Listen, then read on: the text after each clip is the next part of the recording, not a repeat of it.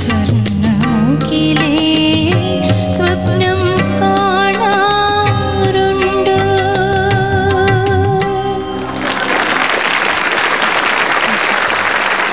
അപ്പം വിനീതയുടെ രണ്ടാമത്തെ റൗണ്ടും ഈ സെക്കൻഡ് സ്റ്റേജിൽ വിനീതയുടെ ജോലി കഴിഞ്ഞു. ഇനി ജഡ്ജസിൻ്റെ ജോലി ബാക്കിയുണ്ട്. പിന്നെ നമ്മുടെ വ്യൂവേഴ്സിൻ്റെ. ആദ്യത്തെ റൗണ്ടിൽ നല്ലോണം ചെയ്തു, നല്ല മാർക്സ് കിട്ടി പെർഫോമൻസ് റൗണ്ടിൽ. ഇനി ഈ പാട്ടിന് എത്ര മാർക്സ് ആണ് നമ്മുടെ ജഡ്ജസ് നൽകുന്നത്, അവരുടെ കോമൻസിലേക്ക് നമുക്ക് എടുക്കാം. വിനീതയുടെ overall performance is very good. നല്ല ഫീൽ ഉണ്ടായിരുന്നു, നന്നായിട്ട് പാടി. അതിനകത്ത് നമ്മുടെ ലാലു അലക്സ് പറയുന്ന പോലെ പേഴ്സണലായിട്ട് പറയുകയാണെങ്കിൽ എന്തുകൊണ്ടാണ് ഇത്ര പിച്ച് കുറച്ച് പാടിയത്? ഹൈ പാടുമ്പോൾ എനിക്ക് ഈ അടുത്ത നോട്ടിൽ പാടുമ്പോൾ കിട്ടും, പക്ഷേ ഒരു സ്ട്രെയിൻ മുഖത്ത് വരും. അത് എല്ലാവരും മുഖത്ത് വന്നാൽ എന്താ? അല്ല, അപ്പോൾ അത് ഫീലിനെ ബാധിക്കുന്നുണ്ടെന്ന്. ശബ്ദത്തിൽ വരായിരുന്നാൽ മതി. മുഖത്ത് എന്ത് വേണേ വന്നാലും കുഴപ്പമില്ല. ശബ്ദത്തിലും ചെറുതായിട്ടുണ്ടായിരുന്നു. ഇല്ല, വരില്ല വരില്ല. അപ്പൊ അത്രയ്ക്കുള്ള റേഞ്ചേ ഉള്ളൂ.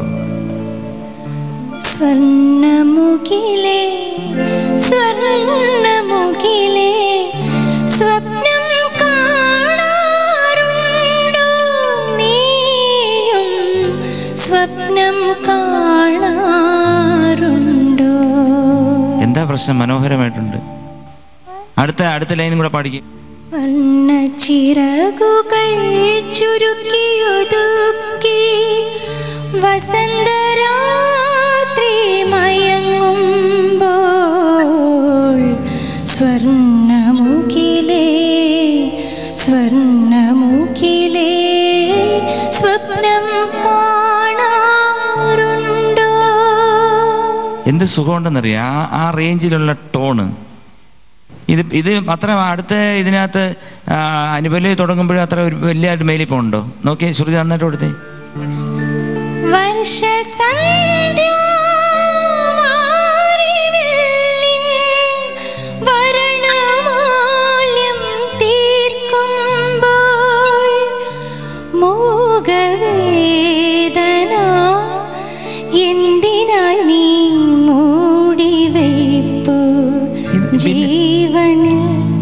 ഇത് വിനീതയ്ക്ക് തന്നെ മനസ്സിലാവുന്നില്ലേ? പിന്നെ എന്തിനാ മാറ്റിയേ? അതായത് വിനീതയുടെ വോയിസിന് പറ്റിയ റേഞ്ചിലുള്ള സൗണ്ടിങ് ഉണ്ടല്ലോ, ഓരോരുത്തരുടെ വോയിസിന് സൗണ്ടിങ് ഉണ്ട്, അതിന് പറ്റിയതാണ്. ഇതേ എനിക്ക് ഫീൽ ചെയ്യുള്ളൂ. ഇനി ഇടയ്ക്ക് കുറച്ചൊക്കെ ഒരുപാട് പല സ്ലിപ്സുകളൊക്കെ അത് മനസ്സിലായി കാണുമല്ലോ അല്ലേ, അത് വന്നിട്ടുണ്ട്. അത്രയും ഈ നമ്മൾ ശ്രുതി സെലക്ട് ചെയ്യുമ്പം കറക്റ്റായില്ലെങ്കിൽ വരാവുന്ന പ്രശ്നങ്ങൾ വളരെ വലുതാണ്. ആദ്യത്തെ ആലാപ് തുടക്കത്തിലൊരു സ്റ്റാർട്ടിങ് ടേബിൾ ഉണ്ടായിരുന്നില്ലേ, പഴയ വണ്ടി പോലെ. പല്ലവി എൻഡിൽ വന്ന് ശ്വാസം കിട്ടാണ്ടായത് മേക്കപ്പ് ചെയ്തു, ഞങ്ങളാരും അറിയാണ്ട്. പക്ഷെ ഞാൻ അറിഞ്ഞു. പക്ഷെ അത് ഇറ്റ്സ് ഗുഡ്. സെക്കൻഡ് വർഷസന്ധ്യ റിപ്പീറ്റിൽ ആ വർണ്ണമാല്യമൊക്കെ അത് കുറച്ചും കൂടെ ലേശം കൂടെ ഫീലായിരുന്നു. പിന്നെ സ്വർണ്ണമുകില എൻഡ് ചെയ്തത് എന്ന് പറഞ്ഞാൽ ഫസ്റ്റ് ചരണം കഴിഞ്ഞിട്ട് സ്വർണ്ണമുകില പാടി എൻഡ് ചെയ്ത ഒരു ഡൗട്ട് ഉണ്ടായിരുന്നു എൻഡിങ്ങിൽ. അത് ഷഡ്ജത്തിലോട്ട് വരാൻ വേണ്ടി നിഷാദത്തിലോട്ട് പോകണോ, അയ്യോ വേണ്ടല്ലോ, നിഷപത്തി വേണ്ടല്ലോ, എന്നാൽ ഷഡ്ജത്തിൽ നിൽക്കാന്ന് പറഞ്ഞിട്ടാണ് ലാൻഡ് ചെയ്തത്. അതായത് സ്ട്രെയിറ്റ് സായാണ്. പിന്നെ വർഷസന്ധ്യയുടെ ആലാപ് സസ്റ്റെയിൻ കുറഞ്ഞു പോയി. അത് ബിനിതയ്ക്ക് തന്നെ തോന്നിക്കാണും സസ്റ്റെയിൻ ചെയ്താൽ കുളമാവുന്നു. അങ്ങനാണോ?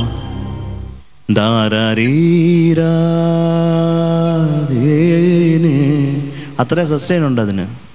വർഷസന്ധ്യ പാടി വീഴുന്നത് സസ്റ്റെയിൻ കുറഞ്ഞിട്ടുണ്ട്. ഇത് കേൾക്കുമ്പോൾ മനസ്സിലാവും. പിന്നെ എല്ലാം ഈ ലാൻഡിങ് എല്ലാവരും ഈ വരുന്ന എല്ലാ പാട്ടുകാരുടെ അടുത്ത് പറയാണ്, ലാൻഡിങ് ഡെഫിനറ്റ് ഷുവറായിട്ട് എല്ലാം ചേരണം, ലാൻഡിങ് വളരെ ചേരണം.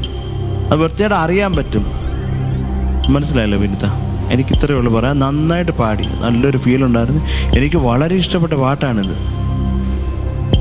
ദീദി വിനീത ரொம்ப நல்ல குட் ஸ்டைல், நல்ல ஃபீலிங், நல்ல எக்ஸ்பிரஷன். கண்ணு மூடி you were inside your own soul and you sang. We loved that. Really lovely.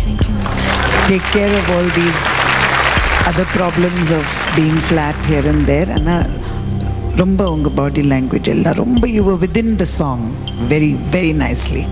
Okay. Ashokan sir, എനിക്ക് തോന്നുന്നത് കുറച്ച് ഈ കഷ്ടപ്പെടാത്തതിന് ചില കുഴപ്പങ്ങൾ എനിക്ക് തോന്നുന്നുണ്ട്. പ്രാക്ടീസ് ചെയ്യാൻ കുറച്ച് ഒരു മടി, ഒരു ബുദ്ധിമുട്ടോ, ആ ഒരു കുറവ്, ഒരു താല്പര്യക്കുറവുണ്ടെന്ന് എനിക്ക് തോന്നുന്നു. അത് ഒരു ലക്ഷണം കണ്ടിട്ട് എനിക്ക് അങ്ങനെ തോന്നുന്നുണ്ട്. ശരിയാണോ? മറ്റേ ഇല്ല, പക്ഷെ ചെയ്യുന്നില്ല. അതാണ് കറക്റ്റ്. അതറിയാം, മുഖത്ത് വരുന്നുള്ളതല്ലേ. Thank you judges. ഓക്കെ, അപ്പം വിനീത